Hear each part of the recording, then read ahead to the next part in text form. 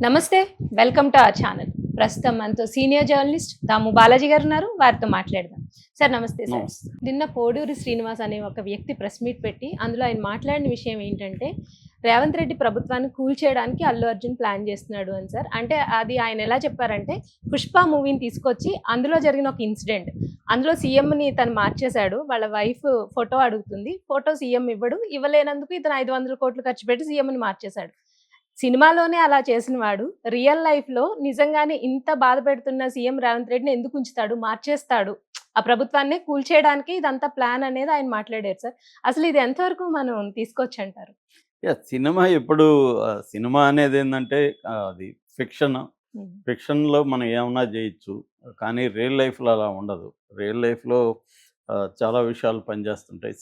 మన సినిమా అనేది మన చేతిలో పని. రైటర్ ఏం రాసుకుంటే అవును సార్. రాస్తే హ్మ్. డైరెక్టర్ అది తీసుకుంటాడు. యాక్టరు దాని ప్రకారం యాక్ట్ చేస్తాడు. సో, దాంట్లో ఇప్పుడు చాలా సార్లు సినిమాల్లో చాలా విచిత్రమైన పనులంతా హీరోలు జేస్తుంటారు. హ్మ్. సో, వందల మందిని నరికేస్తుంటారు మామూలుగా. మన తెలుగు సినిమాల్లో ఈ మధ్య ఏ పోస్టర్ చూసినా ఒక విచిత్రమైన ఆయుధం పట్టుకొని హీరో నిలబడ్డమే ఫస్ట్ లుక్ పోస్టర్ అనమాట. హ్మ్. అంటే వయలెన్స్ చేయడమే ఆయన గొప్పతనంలాగా హీరోలని ప్రొజెక్ట్ చేస్తారు. రియల్ లైఫ్‌లో అలాగా 10 మందిని చంపేసి ఆహ్, మళ్ళీ ఇంటికెళ్ళి లేకపోతే ప్రియురాలతో రొమాన్స్ పాట హ్మ్. ఇవన్నీ ఉంటాయి గదా! సినిమాలో. కానీ రియల్ లైఫ్‌లో అలా ఉంటదా? అవును. రియల్ లైఫ్‌లో హత్య చేస్తే హ్మ్. అతన్ని అరెస్ట్ చేస్తారు. కోర్టుకెళ్తాది. అతనికి మాక్సిమం శిక్ష పడే అవకాశాలు ఉన్నాయి. కాబట్టి సినిమాలో చూపిచ్చే విధంగా జరగదు. కాకపోతే నిన్న ఏందంటే ఇది ఒక ఇంట్రెస్టింగ్ యాస్పెక్ట్ అని చెప్పుకోవచ్చు. హ్మ్. ఎందుకంటే 'పుష్ప 2లో' ఒక ఎపిసోడ్ ఉంది. అదే మెయిన్ హైలైట్ అసలు. సినిమాకి. హ్మ్. సినిమాకి ఒక రకమైన లీడింగ్ పాయింట్ అది. హ్మ్. అదేందంటే ఇతను సీఎంని కలవడానికెళ్తుంటాడు. భార్య సీఎంని వెళ్తున్నావు కదా! నువ్వు ఫోటో తీసుకురా. నేనిక్కడ హాల్‌లో పెడతానని చెప్తుంది. సో, భార్య కోరికని ఇతను మన్నిస్తుంటాడనమాట. ఏదైనా భార్య మాట హ్మ్. వినాలనేది ఇతని కాన్సెప్ట్. సో, ఎంపీతో కూడా ఇతను వెళ్ళినప్పుడు వీడి స్మగ్లర్‌కి నేను ఫోటో ఇస్తే నాకు ఇబ్బందని సీఎం ఇవ్వడు. హ్మ్. దాంతో ఇతను ఆ సీఎంని మార్చేయాలని చెప్పి 500 ఎంత ఖర్చవుతుందంటే ఒక 500,00,00,000 ఉంటే మార్చేయొచ్చు అని చెప్తాడు ఆ ప హ్మ్. ఎంపీ. సరే 200,00,00,000, 300,00,00,000 అయితే చాలంటే నేను 500,00,00,000 ఇస్తానని 500,00,00,000 ఇచ్చి మార్చేస్తాడు. హుహు. మార్చేసి హ్మ్. ఎంపీని సీఎంని చేస్తాడు. అవును అది సార్. బేసిక్ కథ. అవును. హ్మ్. అయితే అది కూడా దాంట్లో కూడా కాంగ్రెస్ పార్టీ అన్నట్టుగానే చూపిచ్చారు. ఆహా! ఎందుకంటే కాంగ్రెస్ పార్టీ అధిష్టానం అంటేనే కాంగ్రెస్ అక్కడ. బీజేపీ అన్నట్టుగా చూపియలేదు. ఇండైరెక్ట్‌గా. కాంగ్రెస్ హుహు. అని ఎక్కడ అనలేదు గానీ, హ్మ్. హ్మ్. మామూలుగా సీఎంలు మార్చే పద్ధతి ఎక్కువగా కాంగ్రెస్‌లోనే కాంగ్రెస్. ఉంటది. అవును బీ సార్. బీజేపీలో అలాగే డబ్బులు తీసుకొని మారుస్తారని చెప్పలేం. కాంగ్రెస్ కూడా డబ్బులు తీసుకొని హ్మ్. మారుస్తదని హ్మ్. గాదు గానీ, వాళ్ళు మామూలుగా మారుస్తారు. ఒక్కోసారి సెంట్రల్‌లో ఉండే ఇన్‌ఫ్లుయెన్షియల్ పర్సన్స్ కొంతమందిని పట్టుకొని డబ్బులిస్తే వాళ్ళేమన్నా వీళ్ళ మీద చాడీలు చెప్పో, పుల్లలు పెట్టో ఏదో మార్చే పద్ధతి కూడా ఉండొచ్చు. హ్మ్. ఏదేమైనా అది జరిగిందనమాట సినిమాలో. దాన్ని ఇప్పుడు నిన్న పోడూరి శ్రీనివాసరెడ్డి అని ఆయన అడ్వకేట్ నిన్న ప్రెస్ క్లబ్‌లో ఆయన ప్రెస్ మీట్ పెట్టి ఆయన మాట్లాడిందేందంటే, ఆయన అనేక విషయాలు చెప్పాడు. అందులో ప్రధానంగా ఆయన చెప్పిందేంటంటే, అల్లు అర్జున్ ఒక పావుగా వాడుకుంటున్నారు కొంతమంది. ఒక అదృశ్య శక్తి అల్లు అర్జున్ వెనకుంది. ఈ అదృశ్య శక్తి అల్లు అర్జున్ ఉపయోగించుకొని రేవంత్ రెడ్డి ప్రభుత్వాన్ని కూల్చివేయాలని ప్రయత్నిస్తున్నారు. ఒక వారంలో రేవంత్ రెడ్డి ప్రభుత్వం కూలిపోయే అవకాశం ఉంది అనేది హుహు. ఆయన హ్మ్. చెప్పాడు. సరే మామూలుగా ఎప్పుడైనా ఒక ఇష్యూ వైరల్ అయినప్పుడు దాన్ని ఉపయోగించుకొని చాలామంది పాపులర్ అవును అవ్వాలని సార్. రకరకాలుగా ట్రై చేస్తుంటారు. హ్మ్. ఆ ఇష్యూలో వీళ్ళు గూడా ఎంటర్ అవ్వడం. మొన్న గూడా ఒకాయన సస్పెండ్ అయిన అవును ఏసీపీ. సార్. ఆయనకి హ్మ్. సంబంధమే లేదు ఈ కేస్‌తో. ఆయనొచ్చి ఆయనొచ్చి ఏదేదో హ్మ్. రెచ్చిపోయి మాట్లాడాడు. మళ్ళీ ఏమయ్యాడో కూడా తెలీదు. సో, అలాగా ఏందంటే ఒక సినిమా పాపులర్ అయ్యేసరికి దాంట్లో రకరకాల ఇప్పుడు ఇక్కడ గూడా కాంగ్రెస్‌కి సంబంధించిన ఎమ్మెల్సీలు, ఎమ్మెల్యేలు రకరకాల స్టేట్మెంట్లు ఇచ్చేసి వైరల్ జేసుకొని వివాదంగా మాట్లాడేసి పాపులర్ అవ్వాలనేది వాళ్ళ బేసిక్ హ్మ్. ఇదనమాట. సో, అలాగే ఈయనేమన్నా మాట్లాడాడా? ఈయన దగ్గర ఆధారాలేంటి? ఏవి లేవు. ఇప్పుడు 'అల్లు అర్జున్' ఆహ్, సినిమాలో క్యారెక్టర్ ఆయన. 'పుష్ప' అవును సార్. అనేది క్యారెక్టర్. 'అల్లు అవును సార్. అర్జున్' కాదక్కడ. హ్మ్. 'అల్లు అర్జున్' సీఎంని మార్చే స్థాయి ఆయనకేముంది? హ్మ్. ఎందుకు మారుస్తారు? 'అల్లు అర్జున్' ఎలా మారుస్తాడు? ఆయన మాట ఎవడింటాడు? సో, సీఎంలు అంత ఈజీ గాదు. 2 రకాలుగా ఆయన చెప్పిందేమో సీఎం మారుస్తాడని గాదు. హ్మ్. ఎవరు 'పోడూరి శ్రీనివాసరెడ్డి' చెప్పిందేందంటే ప్రభుత్వాన్ని కూల్చివేస్తారు అని. ఓ. అది అల్లు అర్జున్ ఉపయోగించుకుని. అది కూడా ఆయన లాజికల్‌గా లేదు. అల్లు అర్జున్ ఉపయోగించుకొని ఎలా కూల్చేస్తారు? ఉమ్. అంటే అల్లు అర్జును ఎవరో చెప్తే అలా చేసి ప్రభుత్వాన్ని కూల్చివేసేదానికి అల్లు అర్జున్ ఏం చేయబోతున్నాడు? ఉమ్. సో, ఇప్పుడు ఒకటి ఈయన్ని మార్చాలంటే కాంగ్రెస్ అధిష్టానం మార్చాల. ఉమ్. అది ఎట్టి పరిస్థితిలో మార్చే పరిస్థితి కనబడలేదు. అల్లు అర్జున్ విషయం బట్టి వాళ్ళేం మార్చరు. ఉమ్. వాళ్ళకేందంటే వాళ్ళకి దేశంలో తన కాంగ్రెస్ పార్టీ పరిస్థితి ఏంటి? వాళ్ళకుండేదే 3 రాష్ట్రాల్లో ఉంది. 3 రాష్ట్రాల్లో ఉన్నప్పుడు ఒక రాష్ట్రంలో ఇప్పుడు రేవంత్ రెడ్డిని మారుస్తారనుకున్నాం ఫర్ ఎగ్జాంపుల్. తీసేసి ఎవరిని పెట్టాలి? అవును సార్. పెడితే మళ్ళీ గొడవలు రావా వాళ్ళ ఉమ్. మధ్య?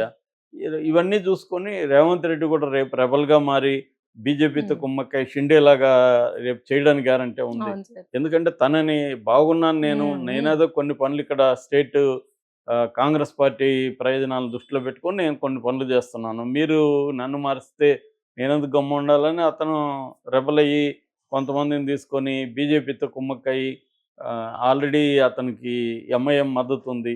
అతనేమన్నా చేయొచ్చు కదా చేయాలనుకుంటే. అవును సార్.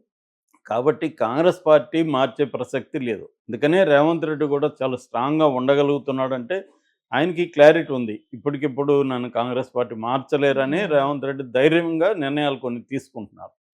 తీసుకోవడం వెనక కాంగ్రెస్ పార్టీ కూడా ఏమీ అతన్ని అబ్జెక్ట్ చేయట్లేదనేది ఉమ్. మనకు ఉమ్. అర్థమవుతుంది. చేస్తే ఆయన చేయలేరు కదా! అసలు కాంగ్రెస్ పార్టీ ఆ స్థాయిలో ఉంటే షర్మిలానే మార్చేవాళ్ళు కదా! ఉమ్. షర్మిల వల్ల కాంగ్రెస్ పార్టీకి ఎంత నష్టం జరుగుతుందని కాంగ్రెస్ పార్టీలో ఉండే సీనియర్స్ వాళ్ళే కంప్లెయింట్లు అవును సార్. ఇస్తున్నారు. అన్నీ చేస్తున్నా షర్మిలని మార్చట్లే ఆడ. ఉమ్. అంటే ఏందంటే కాంగ్రెస్ పార్టీ ఒక రకంగా దేశంలోని ఇండిసిసివ్‌నెస్ కనిపిస్తుంది. రాహుల్ గాంధీలో మెచ్యూరిటీ లేదు. అందుకనే ఉన్న రాష్ట్రాలు కూడా కోల్పోతున్నారు. కొత్త రాష్ట్రం బీజేపీ 10 ఏళ్లుగా పరిపాలించిన హర్యానాలో చాలా తీవ్రమైన యాంటీ ఇన్కంబెన్సీ ఉంటే కూడా కాంగ్రెస్ దాన్ని చేసుకోలేకపోతుంది. ఎన్‌డీఏ ఇండియా కూటమి కూడా కాంగ్రెస్ పార్టీకి వ్యతిరేకంగా మెల్లమెల్లగా మారుతూ ఉంది. అలాంటి పరిస్థితిలో కాంగ్రెస్ పార్టీ ధైర్యంగా నిర్ణయాలు తీసుకునే పరిస్థితి లేదు. ఇక రెండవ యాస్పెక్ట్ కూల్చివేత. ఉమ్. ప్రభుత్వాన్ని కూల్చాలంటే ఏం జరుగుతుంది మామూలుగా? మ్యాజిక్ ఫిగర్ కంటే కూడా రేవంత్ రెడ్డికి 5 మంది సభ్యులు ఎక్స్‌ట్రా ఉన్నారు. ఉమ్. నలుగురు కాంగ్రెసోళ్ళు, ఒకరు సిపిఐ. ఉమ్. ఈ నలుగురు 5 మంది ఉన్నారు కాబట్టి ఒక 7, 8 మంది జంప్ అయితే కాంగ్రెస్ పార్టీ అప్పుడు కూడా ఎంఐఎం సపోర్ట్ చేయకపోతే ఉమ్. కాంగ్రెస్ పార్టీ అంటే ఈ ప్రభుత్వం కూలిపోతుంది. ఉమ్. మరి ఇది చేయాలంటే ఆ 10 మంది ఎమ్మెల్యేలు అనుకుందాం. 10 మంది ఎమ్మెల్యేలని కొనాలి. అవును సార్. పోనీ అల్లు అర్జున్ దగ్గర డబ్బులుంది. తలా 100 కోట్లో 200 కోట్లు ఇచ్చాడు. ఎందుకంటే ఆయన ఒక సినిమాకి 300 కోట్లు తీసుకున్నాడు.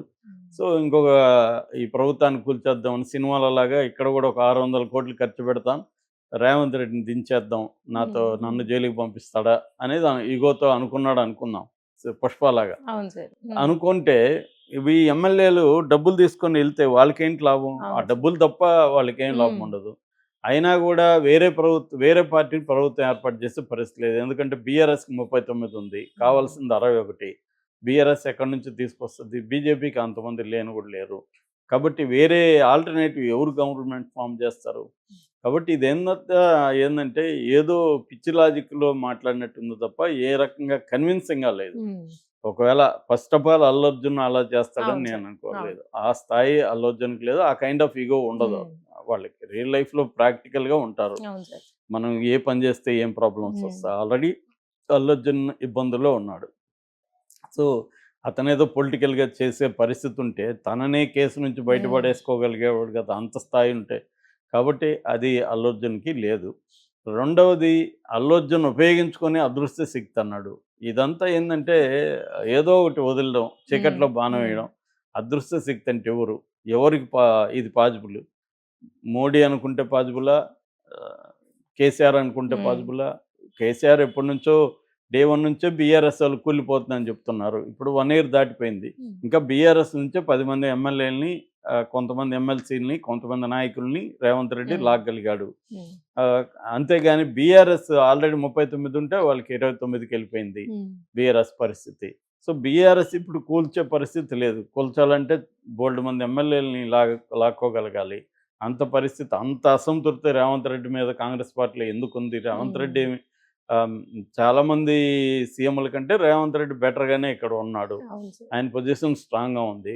రెండోది ఎవరిని అగౌరవపరచట్లేదు కాంగ్రెస్‌లో. మిగతా స్ట్రాంగ్గా ఉన్న కొంతమందిని ఆయన ఇన్వాల్వ్ చేసుకుంటున్నాడు, వాళ్ళకి కావాల్సింది చూసుకుంటున్నాడు, అవన్నీ చేసుకుంటూనే తను స్ట్రాంగ్గా ఉంటున్నాడు, ఉమ్, స్టబర్న్గా ఉంటున్నాడు తప్ప విత్ ఇన్ ద కాంగ్రెస్ పార్టీలో అతని మీద ఎటువంటి వ్యతిరేకత ఈ మధ్యకాలంలో బయటికి రాలేదు.